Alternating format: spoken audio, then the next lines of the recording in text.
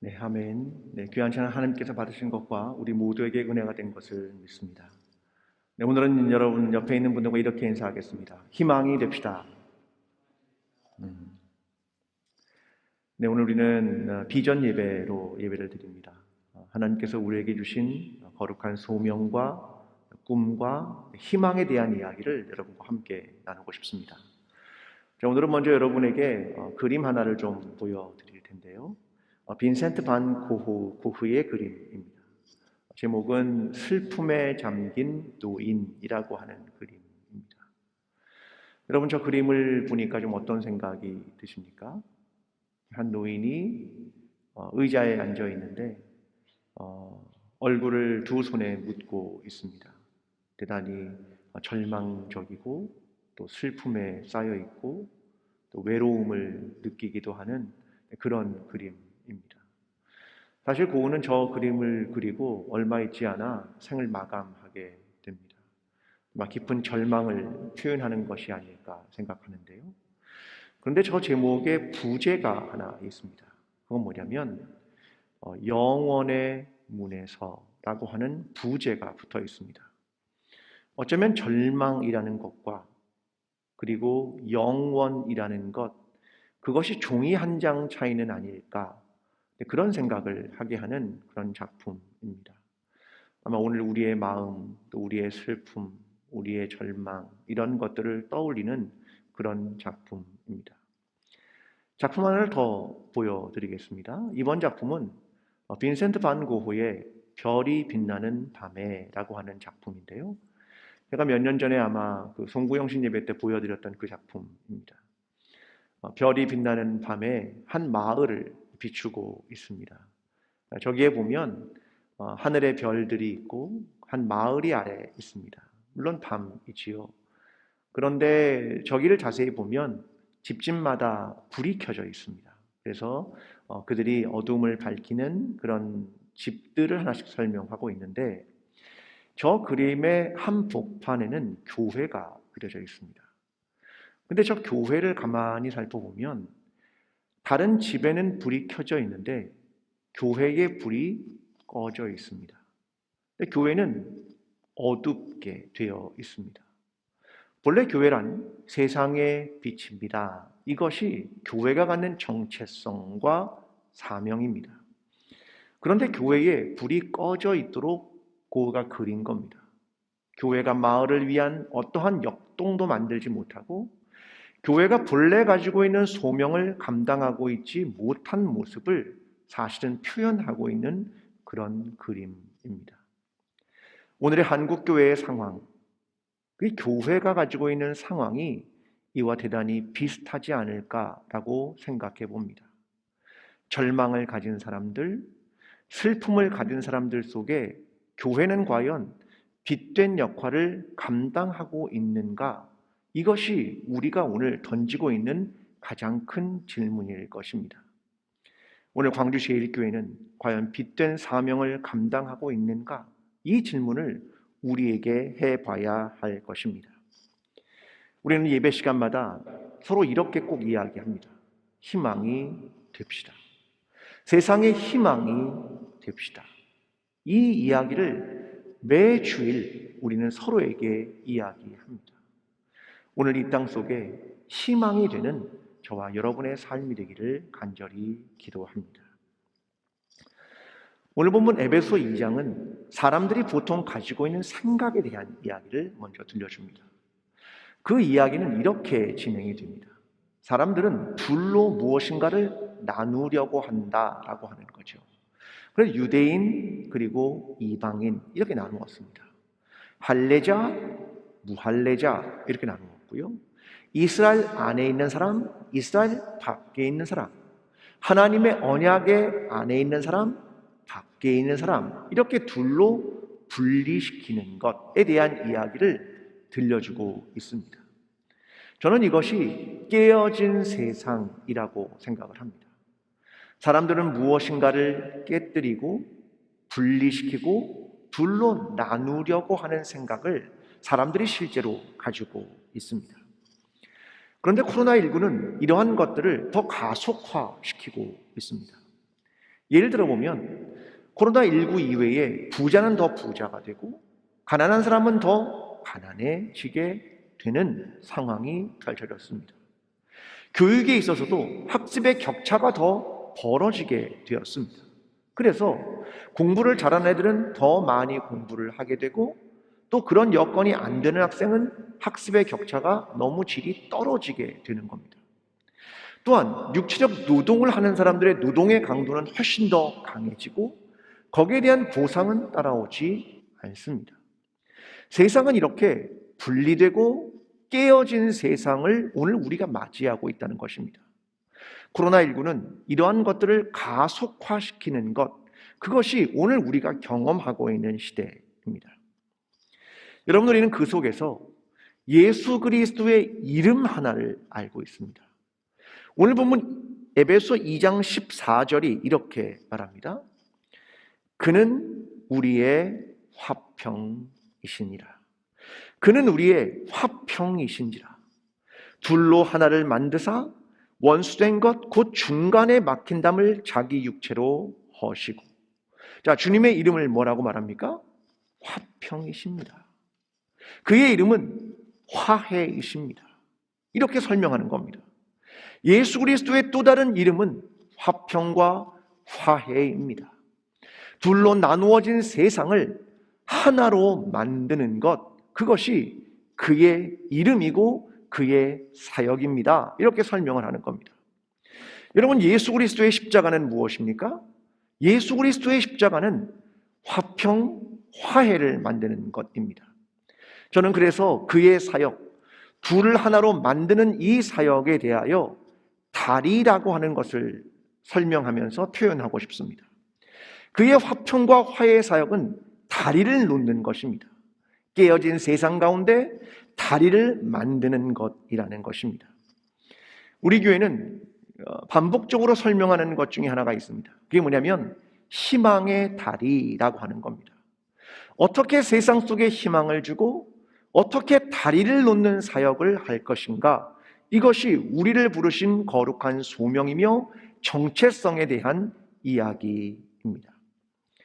여러분, 이 다리가 되기 위해서는 어떤 위치에 있어야 할 것인가를 생각해 보는 것이 대단히 중요하다고 생각합니다.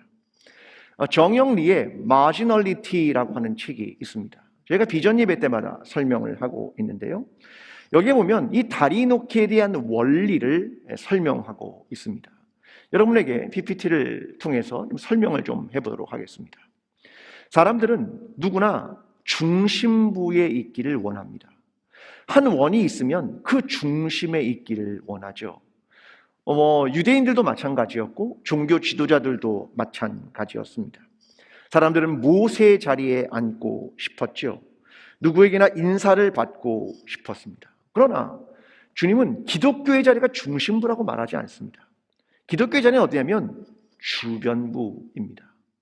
기독교의 자리는 유대인들도 이스라엘 사람들도 애굽에서 이미 주변부로 출발하게 되었고 예수 그리스도가 사람들을 만나면서도 늘 소외된 사람들의 주변부에 섰다라고 하는 것이 굉장히 중요한 이야기를 다루고 있습니다. 그런데 여러분, 중심부에 있으면 말입니다, 어떤 문제가 생기냐면 다리를 놓을 수 없다는 문제에 생기게 되는 겁니다. 예를 들면 하나의 원이 있는데 그 옆에 또 하나의 원이 붙습니다. 그러면 중심부에 있는 사람은 옆에 붙는 또 다른 원과 연결점을 찾을 수 없다는 데 문제가 있는 겁니다. 그래서 중심부에 있으면 절대로 다리의 위치에 놓일 수 없다는 겁니다. 그러면 왜 우리가 주변부로 가야 하느냐? 이것은 기독교가 가지고 있는 아주 중요한 것입니다. 그것은 다리를 놓기 위해서입니다. 자, 그림 하나를 또 보겠습니다. 자, 주변부로 가면 어떤 현상이 벌어지냐면 하나의 원과 그 옆에 있는 원을 연결할 수 있는 다리가 된다는 겁니다. 그래서 저것을 창조적 중심이라는 말로 표현하게 되는 것입니다. 여러분, 저것이 예수 그리스도의 자리였습니다. 주님이 늘 소외된 사람들, 어려운 사람들, 그들과 함께 했던 것은 주님께서 서 계시는 장소가 중심부, 종교의 중심부가 아니라 주변부에 위치함으로써 세상과 고통당하는 사람들과 함께하는 그 자리에 위치하고 싶어서입니다. 그런데 그 위치에 도달하는 건요, 너무나 힘든 일입니다. 왜요? 중심이 아니기 때문입니다. 주변부에 있는 것 자체만으로도 사실 굉장히 힘든 일입니다. 최근 미국에서 호평을 받는 영화 하나가 나왔습니다. 이 영화는 미나리라고 하는 영화입니다. 전 세계 영화협회의 시상식에 59관왕을 현재 얻은 작품입니다. 이제 우리나라도 곧 개봉한다고 하는데요. 어떤 내용인지 한번 좀 설명을 좀 드려보겠습니다. 이 영화는 1970년대 말 이민을 온 이민자의 삶을 다루고 있습니다. 미국 캘리포니아에 있던 한 가족이 미국의 남부지방인 아칸소로 이사를 가게 됩니다. 근데 거기서 땅을 사게 되고요. 거기서 한국 채소를 키워서 판매를 해서 수익을 올리고 싶었습니다. 그러니까 집은 굉장히 작고 컨테이너를 집으로 사용할 만큼 열악한 환경에 있었습니다. 근데 그 당시 미국 남부는 동양인들을 찾아보기 어려운 그런 상황이죠. 그러니까 한국 가족이 유일하게 백인들이 살아가는 사회 속에 살아가는 겁니다. 거기에는 10살과 7살의 두 자녀가 있고 또 이들을 도와주기 위해서 한국에서 외할머니가 오게 됩니다. 이 가족이 그 안에서 살면서 어떻게 견디고 이겨내는가, 미나리처럼 그들이 질기고 힘들지만 강인하게 살아간다, 그 이야기를 다루고 있는 영화가 바로 이 미나리라고 하는 영화입니다. 그런데 여기에 보면 그들의 삶을 이렇게 정의할 수 있습니다. 주변부의 삶 혹은 경계선상의 삶, 이렇게 표현할 수도 있습니다. 그러니까 백인들이 살아가는 문화 속에 그들이 한국인으로 또 피부색이 다른 사람으로 살아가는 겁니다. 그러니까 주변부를 살아가는 거죠.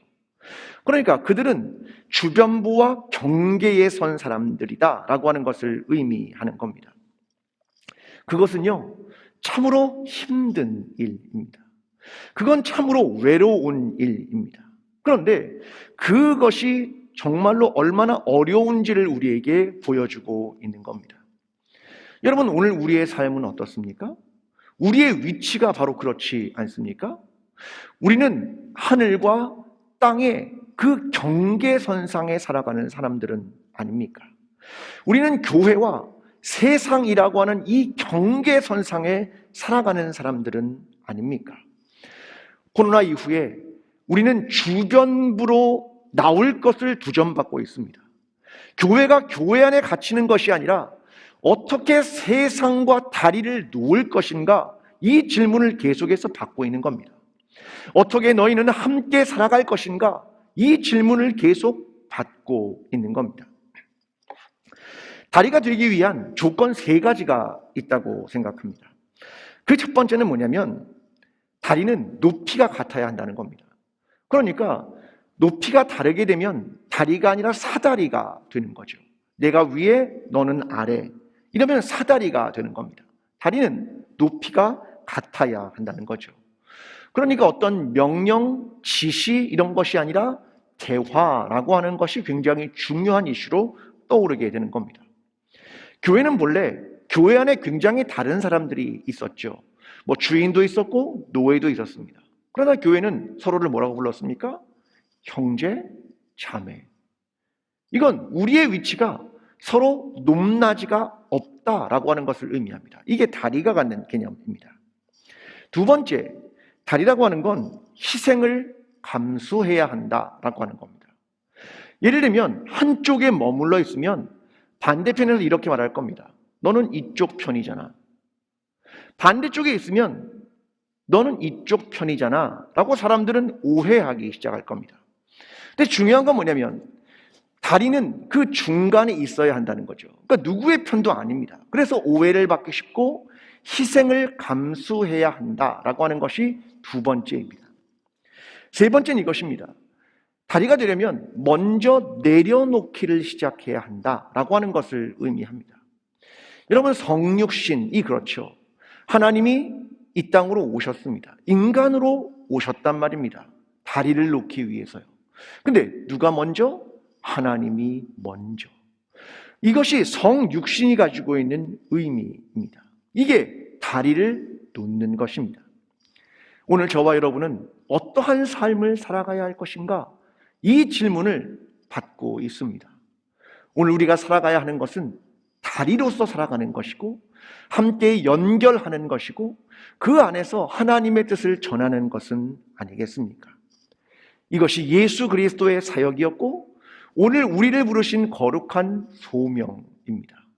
이 부르심을 기억하면서 오늘 하나님께서 원하시는 세상과 함께 다리를 놓고 하나님께서 원하시는 복음을 전하고 세상에 희망이 있음을 전하게 되는 저와 여러분의 삶이 되기를 간절히 기도합니다.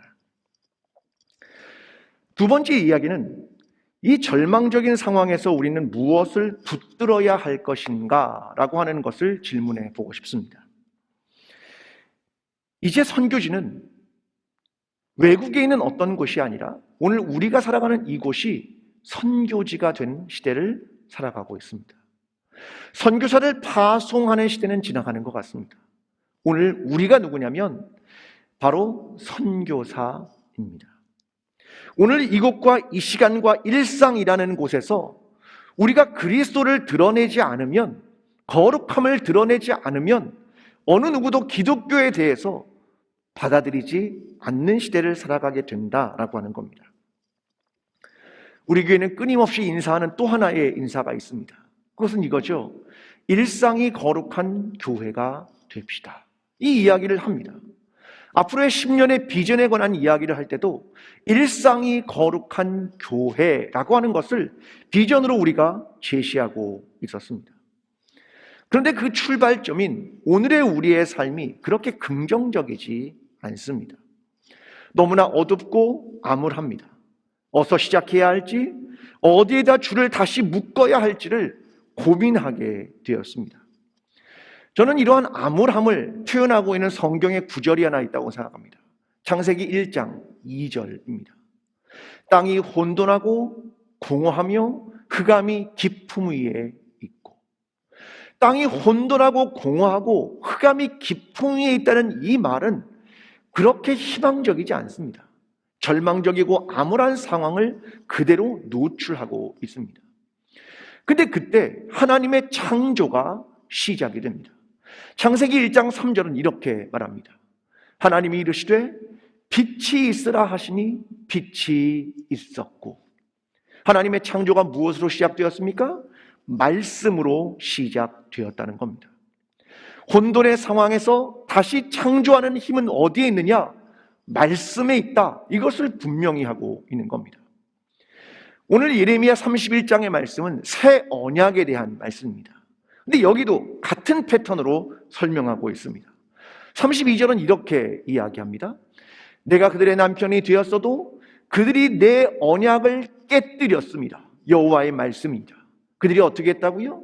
너와 나 사이에 맺은 언약을 깨뜨렸다. 이렇게 시작을 합니다. 그리고 33절에 이어서 이렇게 이야기합니다. 그러나 그날 후에 내가 이스라엘 집과 맺은 언약은 이러하니 곧 내가 나의 법을 그들의 속에 두며 그들의 마음에 기록하여 나는 그들의 하나님이 되고 그들은 내 백성이 될 것이라. 여호와의 말씀이니라. 깨어진 세상 속에 주님이 이야기합니다. 내 법을, 내 말씀을 그들의 속에 두고 그들의 마음에 기록할 것이다. 이게 새로운 출발이다. 이것을 설명하는 구절입니다. 여러분 가만히 생각해 보십시오. 하나님은 율법을 모세를 통해서 주셨습니다. 그 모세를 통해 주셨던 말씀을 백성들에게 늘 낭독하게 했습니다. 그래서 늘 이렇게 얘기했죠. 쉐마 이스라엘, 이스라엘아 들으라. 이게 신명기 6장의 말씀입니다. 그 정도입니까? 요시야라는 왕은 이렇게 했습니다. 서기관이 말씀을 들려줬을 때 요시야가 그 말씀을 듣고 옷을 찢었습니다. 그리고 회개했습니다. 니느웨라는 민족은 어땠습니까? 요나가 가서 히브리어로 단 6단어였습니다. 40일이 지나면 니느웨가 무너지리라. 단 6단어의 말씀을 듣고 니느웨 성 전체가 회개하게 되었습니다.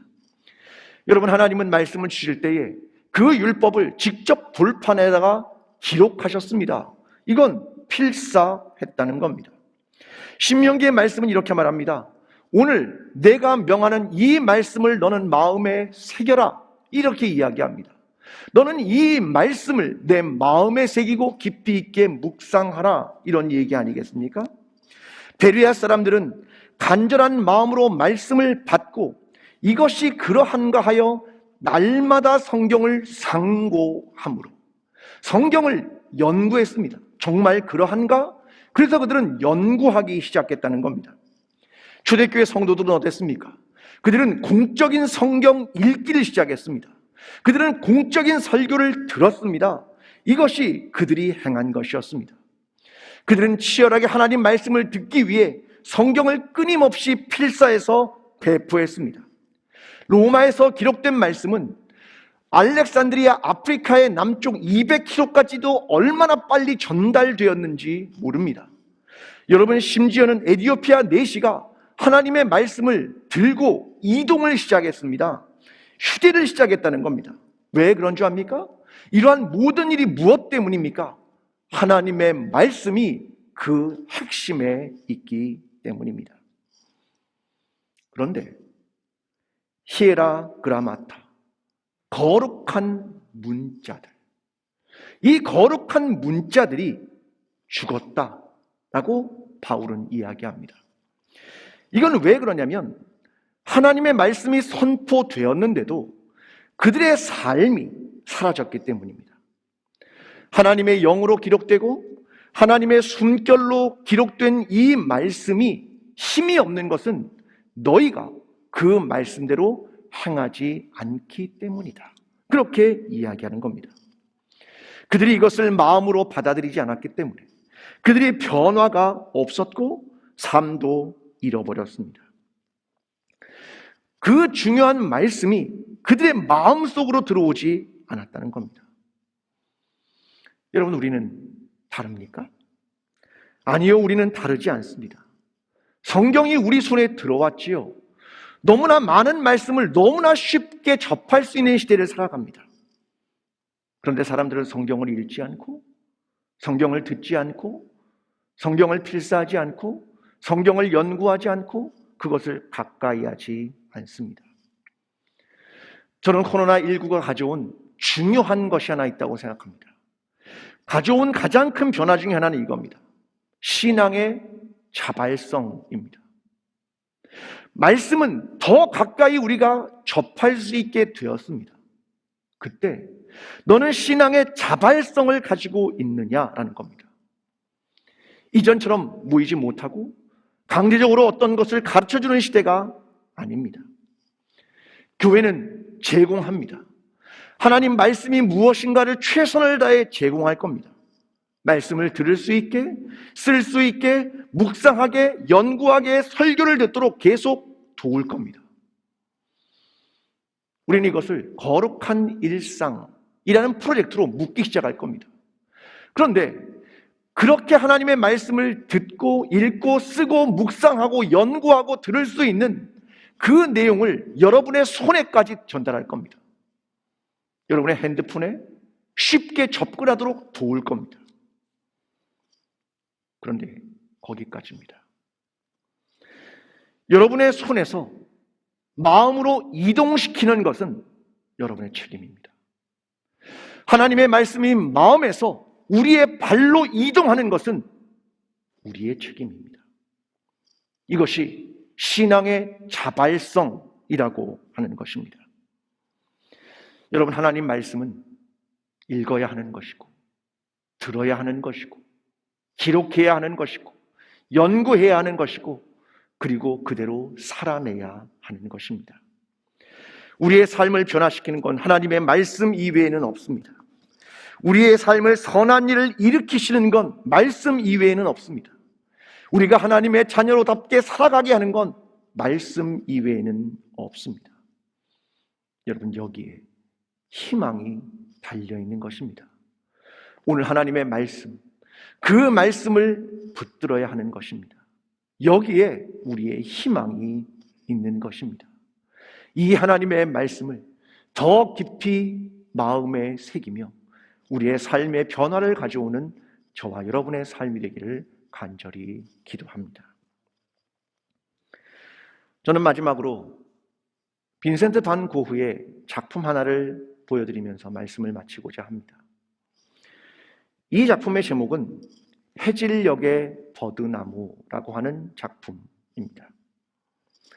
해가 지는 석양이 보입니다. 이제 곧 어두움이 찾아오게 되겠지요. 근데 거기에 버드나무들이 서 있습니다. 나뭇잎은 이미 온데간데 없고 심지어는 불필요한 가지들마저 전부 다 제거되었습니다. 잘린 가지 사이에 얇은 작은 가지들이 거기에 보입니다. 잘려진 가지 사이로 보이는 새로운 얇은 가지들이 솟아나는 것, 저것은 희망을 상징한다고 생각합니다. 저 얇은 가지들 속에 저 멀리서 보이는 태양이 그 나뭇가지를 비추고 있는 것입니다. 여러분, 어쩌면 모든 것이 잘려나간 그루터기와 같은 것을 생각할 수도 있겠습니다. 그리고 저 얇은 가지들은 언젠가는 굵어지겠죠. 언젠가는 잎사귀를, 꽃을, 열매를 맺게 될 것입니다. 저것이 우리가 생각하는 희망은 아니겠습니까? 우리에게도 한 나무가 있습니다. 예수 그리스도의 십자가라고 하는 바로 그 나무입니다. 하나님과 인간 사이를 연결해주는 다리와 같은 나무, 사람과 사람 사이를 연결해주는 바로 다리와 같은 그 나무가 우리의 희망은 아니겠습니까? 예수 그리스도를 따랐던 제자들은 주님이 십자가에 죽는 것을 보았습니다. 그리고는 모두가 절망 속에 있었습니다. 그러나 그때 부활의 주님이 그들에게 나타나셨습니다. 절망 속에 있는 그들에게 새로운 희망으로 찾아오셨습니다. 이것이 기독교가 보여주고 있는 희망에 대한 이야기입니다. 오늘 우리의 삶은 절망적인 상황에 놓여 있을지라도 주님이 우리에게 찾아오셔서 새로운 희망으로 찾아오시며 다시금 너희는 희망의 다리가 되라고 우리에게 말씀하고 계신 것입니다. 사랑하는 성도 여러분, 하나님께서 우리에게 허락하신 십자가의 의미를 다시 깊이 있게 생각하십시오. 그리고 부활의 의미가 무엇인지를 다시금 깊이 있게 생각하십시오. 그리고 이 땅에서 오늘을 살아가면서 세상의 희망이 무엇인가를 전하는 귀한 다리가 되는 저와 여러분 광주 제일교회가 되기를 간절히 축원합니다. 기도하겠습니다. 사랑하는 하나님 아버지, 세상의 희망이 사라진 시대를 살아가면서 우리 모두는 깊은 절망 속에 몸부림칩니다. 우리는 무엇을 붙들어야 하겠습니까? 예수 그리스도의 십자가의 의미를 다시 생각하게 도와주시고 하나님의 말씀으로 다시 돌아가게 하셔서 하나님의 말씀을 끝까지 붙들며 십자가와 부활의 의미를 더 깊이 이해하며 이 땅의 그리스도인으로 거룩한 일상을 살아가는 모든 성도들이 될 수 있도록 주님 은혜를 더하여 주시옵소서. 감사와 찬양을 올려드리며 예수 그리스도의 이름으로 기도합니다. 아멘. 사랑하는 광주제일교회 성도 여러분, 희망이 없는 세상 속에 희망이 되십시오. 한 사람의 그리스도인으로 세상 속의 교회로 빛이 되십시오. 깨어진 세상 속에 다리가 되십시오. 힘든 길이지만 중심이 아니라 주변으로 나아가십시오. 그리고 우리의 일상을 거룩하게 하십시오. 말씀과 동행하며 선한 일을 행하십시오. 이것이 선교적 삶입니다. 그렇게 세상에 희망을 심는 그리스도인과 교회가 되십시오. 주님이 우리와 함께 하실 것입니다. 이제는 우리를 위하여 십자가를 지시며 화평이 되신 예수 그리스도의 은혜와 말씀으로 새 창조를 이루시는 하나님 아버지의 사랑과 현재의 삶 속에서 다시 희망으로 나아가기를 원하시는 성령님의 인도하심이 다시 소명과 비전을 찾아 예수 그리스도의 희망으로 나아가기를 원하는 모든 예배자들과 광주 제일교회 위에 나라와 민족들 위에 지금부터 영원까지 함께 하시기를 간절히 축원하옵나이다. 아멘.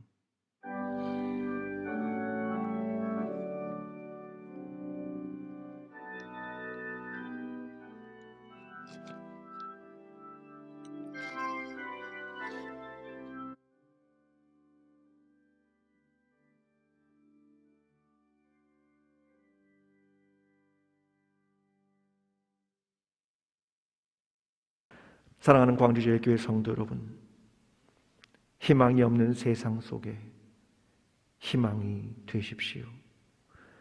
한 사람의 그리스도인으로 세상 속의 교회로 빛이 되십시오. 깨어진 세상 속에 다리가 되십시오.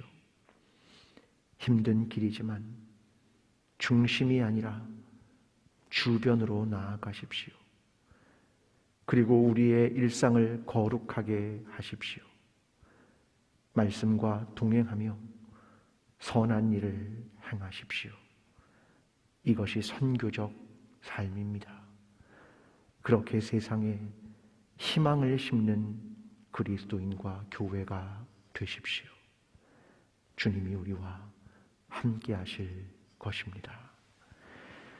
이제는 우리를 위하여 십자가를 지시며 화평이 되신 예수 그리스도의 은혜와 말씀으로 새 창조를 이루시는 하나님 아버지의 사랑과 현재의 삶 속에서 다시 희망으로 나아가기를 원하시는 성령님의 인도하심이 다시 소명과 비전을 찾아 예수 그리스도의 희망으로 나아가기를 원하는 모든 예배자들과 광주 제일교회 위에 나라와 민족들 위에 지금부터 영원까지 함께 하시기를 간절히 축원하옵나이다.